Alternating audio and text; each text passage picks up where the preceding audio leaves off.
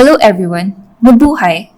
In this video, I am going to demonstrate how to fill out Form 1B or the Non-Income-Based Tax Incentives per Project or Activity Annual Tax Incentives Report.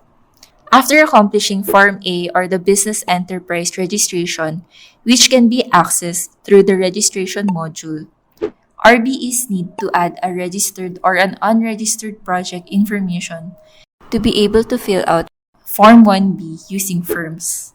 You may watch the instructional video for accomplishing Form A and adding a registered activity, which were uploaded on the FIRB website or on the FIRB's YouTube page for your guidance. By clicking the Create Action button beside the Form 1B in the Summary of Requirements screen, firms will direct you to the second part of the Annual Tax Incentives Report.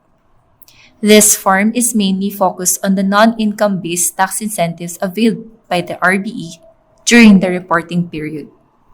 As you can see, firms will display the following basic information of the project: the COR number, the concerned IPA, and the project name. Please note that these are pre-filled by firms using the data entered in the Registered Activity or Project Details form. Kindly ensure that fields with red asterisks are filled in. Otherwise, you will not be able to submit and proceed if these are left blank.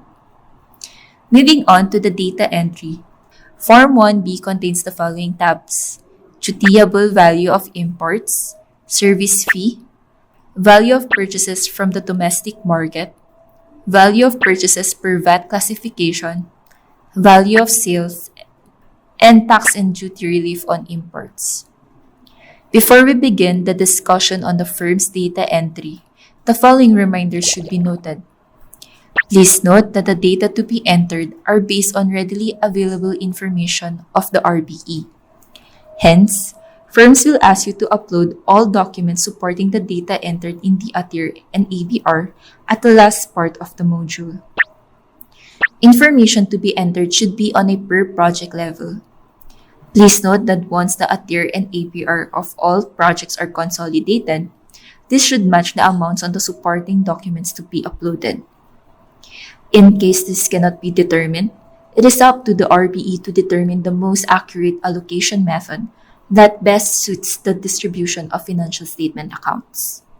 Certain data fields in this module have embedded data validation measures to ensure consistency and reasonableness of data. For amounts to be translated from foreign currency to Philippine peso, please use the exchange rate as of the reporting date. The dutiable value of imports tab mainly contains information on the RBE's importations. In this tab, kindly provide the breakdown of importations for the reporting period according to the type of goods and according to its source. Note that the total amount of importations as to the type of goods and as to its source should be equal. Next, in the Service tab, kindly indicate the amount of fees incurred for services rendered by non-resident suppliers. On the other hand, the value of purchases from the domestic market contains information on the RBE's local purchases. In this tab, kindly provide the breakdown of local purchases. Please note that this shall be based on the RBE's financial records and not based on the VAT returns or schedules.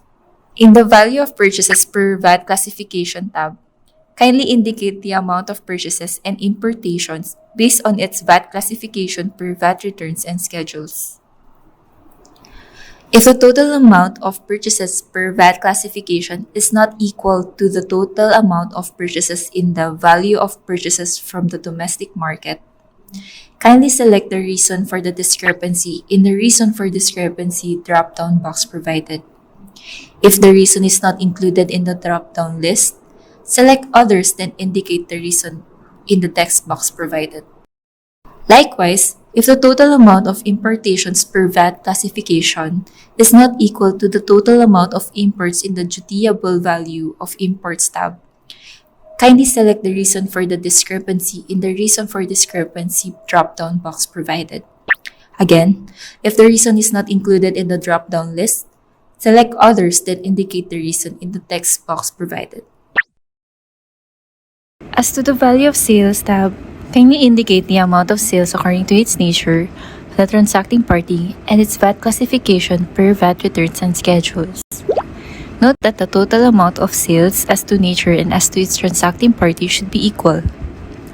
If the amount of sales per VAT classification is not equal to the amount of sales according to nature and according to the transacting party, kindly select the reason for the discrepancy in the reason for discrepancy drop-down box provided. If the reason is not included in the drop-down list, select others, then indicate the reason in the text box provided. Lastly, the Tax and Duty Relief on Imports tab provides information on the non-income-based tax incentives. Kindly indicate the amount of duties, VAT, and excise tax paid due to incentives granted. After accomplishing all tabs, click the Save button to log all your entries. So that's it for Form 1B, or the non-income-based tax incentives per project or activity annual tax incentives report. Thank you.